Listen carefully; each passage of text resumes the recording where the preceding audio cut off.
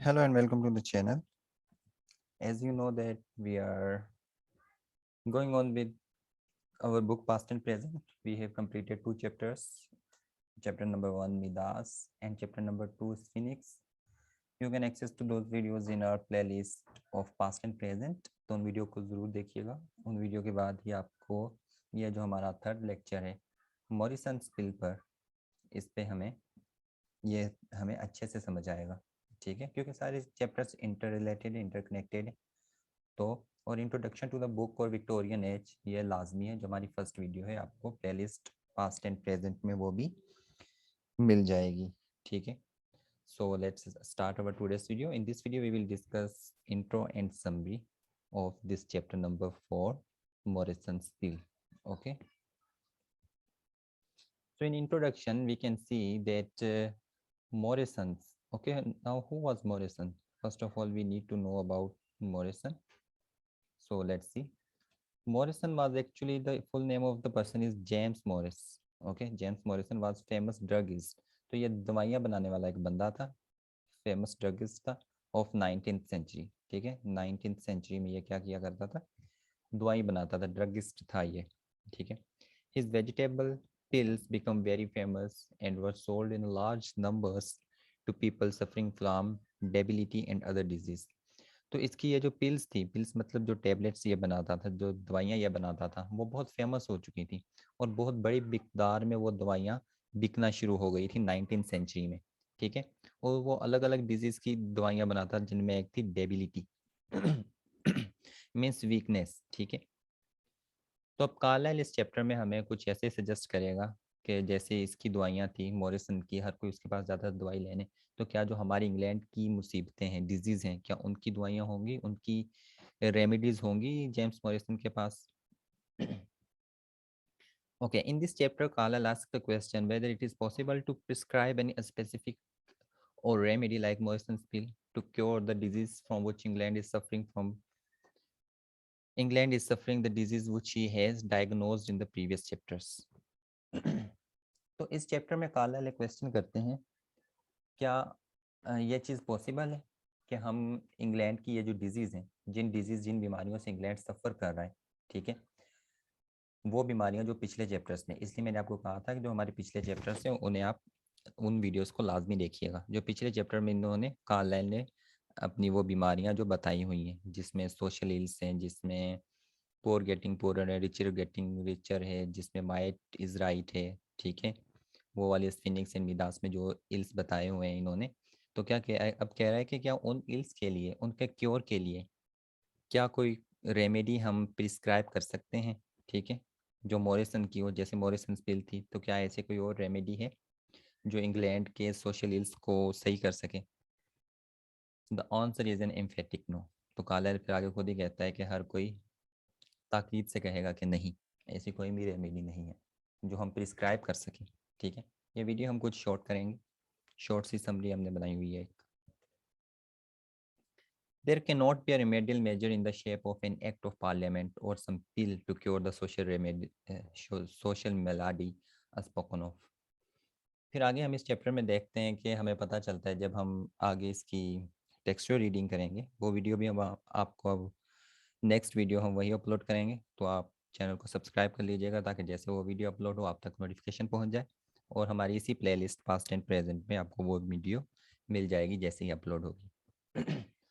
तो कार्लाइल आगे कहता है कि जो एक्ट हैं पार्लियामेंट के, उनकी शेप में और या फिर कोई पिल किसी टेबलेट की शेप में हमें कोई भी रेमेडी नहीं मिलनी जिससे हम सोशल मिलाडी स्पोकन ऑफ, जिन सोशल बीमारियों की, जिन सोसाइटल बीमारियों की कार्लाइल ने बात की है, उनका हम क्योर कर सकें. द पेशेंट, अब पेशेंट कौन है, पेशेंट इंग्लैंड है जिसे ठीक करना है. ठीक है, will get all right only if there is a radical alteration of his regimen way of life. अब कार्लाइल यहाँ पे कहता है कि ये जो हमारा पेशेंट है, इंग्लैंड है, ये एक ही सूरत में ठीक हो सकता है जब ये अपनी रोज़मर्रा की जो इसके लाइफ के तरीके हैं, जो यहाँ पर हो रहा है, अगर वो उस चीज़ को चेंज करता है. Radical alteration means fundamental change. ठीक है, अगर फंडामेंटल चेंज वहाँ पे होता है उसमें तभी जाकर यह हमारा इंग्लैंड जो हमारा पेशेंट है वो ठीक हो सकता है। The only means Carlyle can suggest are the man must abandon hearsays and have a faithful and discerning soul. अब कार्लाइल कहता है कि जो ओनली एक रास्ता जो कार्लाइल ने सजेस्ट किया है ना, जो वो बता सकता है, वो यही है कि जो मैन है, जो इंसान है, वो अबंडेंट करें, इस चीज़ से रुक जाएं। किस चीज़ से? हेयर से, सुनी सुनाई बातों पर, अफवाह पर अमल करने से। ठीक है। And have a faithful and discerning soul, और उनके पास फेथफुल सोल होनी चाहिए, डिसर्निंग सोल होनी चाहिए। ठीक है। डिसर्निंग सोल एक, डिसर्निंग सोल हम किसे कहते हैं? डिसर्निंग सोल एक मीन्स जो नुक्ता रस सोल हो, जो एविडेंस की बिना पर किसी बात को मानती है। ठीक है। जो जज कर सके कि क्या चीज़ सही है और क्या चीज़ गलत है, उसे कहते हैं discerning soul. They must send away quacks. अब काले लागे कहता है कि उनको क्या करना चाहिए?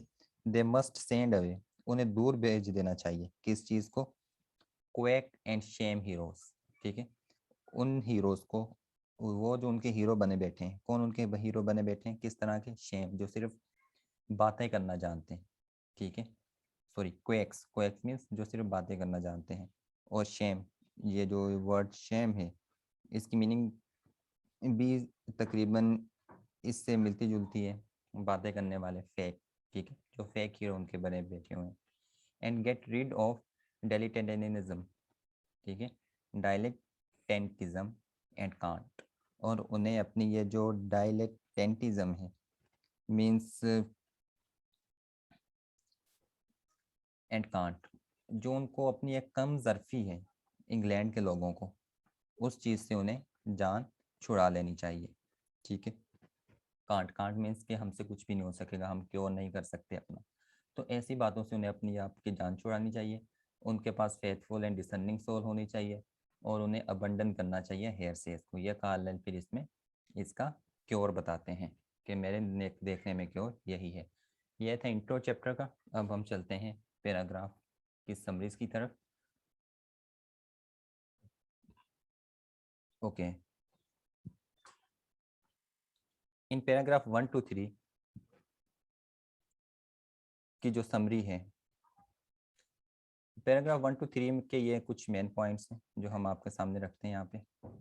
Now that the disease is diagnose, the next thing is to know the remedy.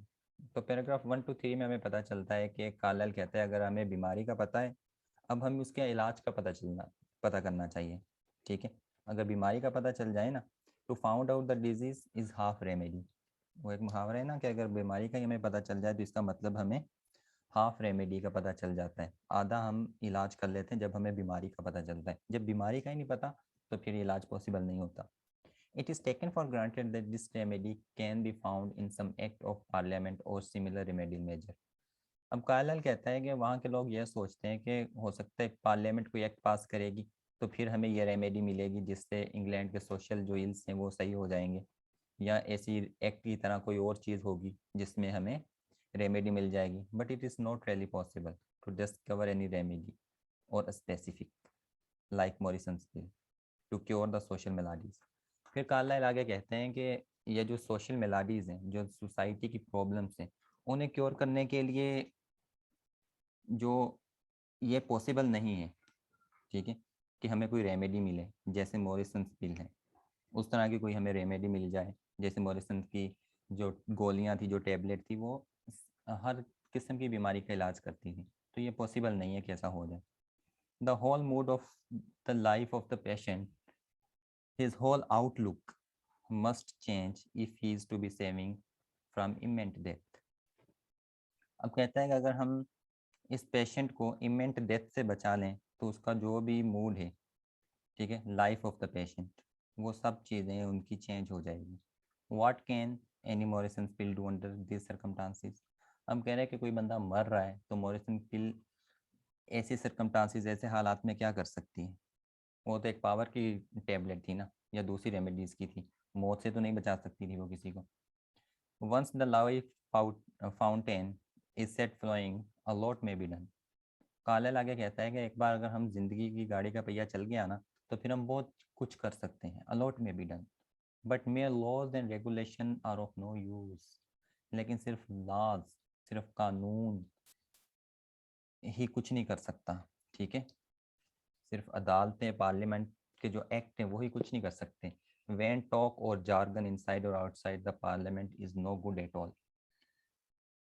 Parliament में, पार्लियामेंट जो होती है हमारी कंट्री की, वहाँ उसके अंदर और उसके बाहर जो बातें हो रही होती हैं, ठीक है, वैन टॉक फजूल बातें, और जार्गन या फिर ऐसी बातें जो समझ में नहीं आने वाली बातें होती हैं, ठीक है, वो किसी काम की नहीं है।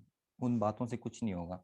पार्लियामेंट में बहस हो रही होती है ना कि हमारे कंट्री कैसे हालात क्यों हैं, ये हालात सही कैसे होंगे। तो कार्लाइल कहता है कि ऐसी बातें करने से कुछ नहीं होगा, कुछ करो भी।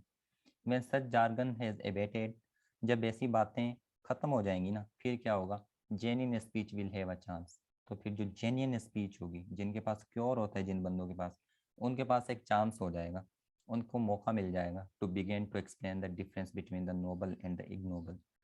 तो फिर वो एक्सप्लेन करेंगे, वो बताएंगे कि नोबल क्या है, आला चीज़ क्या है, इग्नोबल क्या है, कमजर्फ चीज़ क्या है, the just and the unjust, और इंसाफ क्या है और बेइंसाफी क्या है। A Morrison pill will not bring about such a consummation, ठीक है। तो अब आगे कहता है कि ऐसी कंजम्मेशन मॉरिसन पिल हमें नहीं दे सकती। कंजम्मेशन होता है कि मंजिल मकसूद जिसे हम कहते हैं ना, अंजाम, जो अंजाम होता है, जो रिजल्ट होती है। तो ये रिजल्ट मॉरिसन की पिल नहीं दे सकती, ये हमें करना पड़ेगा। और ये तब होगा जब ये जार्गन एज एबेटेड हो जाएगा, ये जो पार्लियामेंट में होने वाली बातें खत्म हो जाएंगी ना, फिर जेन्युइन स्पीच बोलेगी, और फिर वो हमें डिफरेंस बताएगी noble, ignoble, just and unjust में, ठीक है। ये मॉरिसन की पिल नहीं कर सकती, मॉरिसन के पास इस चीज़ का भी इलाज नहीं है। If there is to be a cure there must be somehow this change of heart. अब कार्लाइल कहता है कि अगर यहाँ पर कोई इलाज है ना, इस चीज़ का कोई इलाज है, देयर मस्ट बी, और ज़रूर होगा इलाज।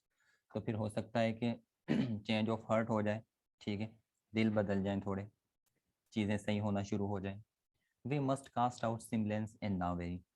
कार्लाइल आगे कहता है कि हमें ये नावेरी मीन्स फ्रेब और सिमलेंस, सिमलेंस जो हमने पिछले चैप्टर में भी पढ़ा था, जो आउटर रिजेम्बलेंस होती है, ठीक है, फेक रिजेम्बलेंस होती है, इन चीज़ों को कास्ट आउट करना पड़ेगा, ख़त्म करना पड़ेगा। And refuse to be govern by quack और शेम हीरोज। और ये जो नकली हीरोज हैं, जो सिर्फ बातें करना जानते हैं, इनकी गवर्नमेंट को, इनकी हुक्मरानी को रिफ्यूज़, मना करना पड़ेगा, ठीक है। But what is to be done for the present. वो कहता है लेकिन अभी फ़िलहाल प्रेजेंट के लिए हम क्या करें। ऑलमोस्ट नथिंग, हमारे पास तो कुछ भी नहीं है करने को, कुछ भी नहीं कर सकते। At least cast out hearsays and formulas and try to become a discerning soul। Carlyle कहता है कुछ नहीं कर सकते ना, तो ये जो हेयर सेज है, सुनी सुनाई बातें, इन पर अमल करना बंद कर दो, और अपने आप एक डिसर्निंग सोल रखो। वो ऐसी सोल रखो जिसे पता हो कि सही क्या है और गलत क्या है। Then by and by other things will become clear. फिर कहता है कि फिर स्लोली स्लोली जो दूसरी चीज़ें हैं ना, वो भी सही हो जाएंगी, ठीक है। फिर हमारे जो लास्ट पैराग्राफ 8 और 9, उनमें कार्लाइल कहते हैं कि once clear the world of quake and shame heroes, it will cease to be a devil's world and begin to be a god's world। Carlyle कहता है कि क्या होगा जब आप, ये जो नकली हीरोज हैं, जो सिर्फ बातें करना जानते हैं, जब इनकी दुनिया ख़त्म हो जाएगी, जब हम ऐसे चीज़ों को ख़त्म कर देंगे, ऐसे हीरोज हमारे इंग्लैंड में से चले जाएंगे, it will cease to be a devil's world.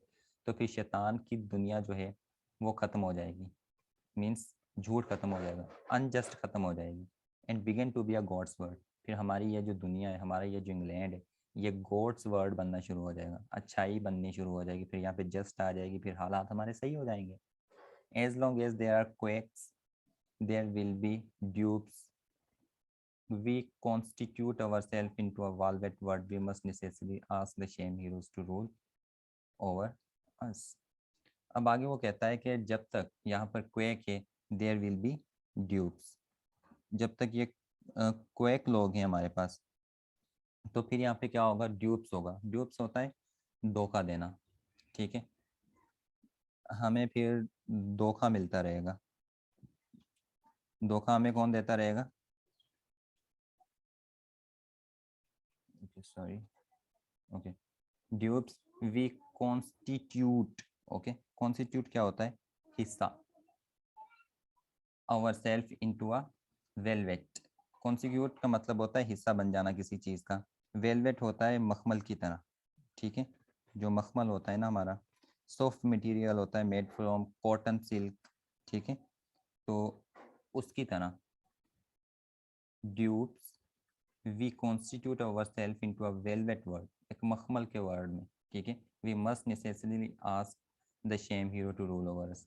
और फिर हम क्या होंगे, हम इतने ड्यूब्स में, इतने धोखों में चले जाएंगे कि क्या होगा, फिर हम अल्टीमेटली आस्क, हम फिर उन्हें ही कहेंगे जो शेम हीरोज़ हैं, जो नकली हीरोज़ हैं, फिर वो हम पर हुक्मरानी करेंगे। क्यों? क्योंकि हम ड्यूब्स में होंगे, हम धोखों में होंगे, और हम कॉन्स्टिट्यूट होते जाएंगे, हम इन्वॉल्व होते जाएंगे एक ऐसे वर्ल्ड में जहाँ पर सिर्फ शेम हीरोज़ की हुक्मरानी होगी। ओके, ये थी हमारी एक शॉर्ट सी summary of Morrison pill. Morrison pill की भी बहुत ज़्यादा डिमांड होती है, बच्चों को इसके बारे में कुछ भी नहीं मिलता, बुक की वर्डिंग बहुत डिफ़िकल्ट होती है, पढ़ी नहीं जाती उनसे, तो इसलिए हमने इसकी एक छोटी सी समरी बनाई आप लोगों के लिए। चैनल को सब्सक्राइब कर लें, जैसे ही हम इसके फर्स्ट पार्ट अपलोड करेंगे, फर्स्ट 3 पैराग्राफ्स अपलोड करेंगे, और वो वीडियोस और जो इसकी बाकी पैराग्राफ्स होंगे 3 पार्ट्स में हम इसे भी अपलोड करेंगे, जैसे हमने अपने प्रीवियस चैप्टर्स को किया हुआ है, तो वो भी आप सब तक पहुंच जाएंगे। Okay, so subscribe to the channel और कंप्लीट वीडियो वॉच किया करें, वीडियो को 1-2 मिनट देखकर नहीं छोड़ा करें, इससे आप कुछ भी नहीं सीखेंगे, ठीक है। आपको बहुत कुछ सीखने को मिलेगा। वॉच द कंप्लीट वीडियो और खुद भी टेक्स्ट और रीडिंग किया करें। Okay, thank you for being with us.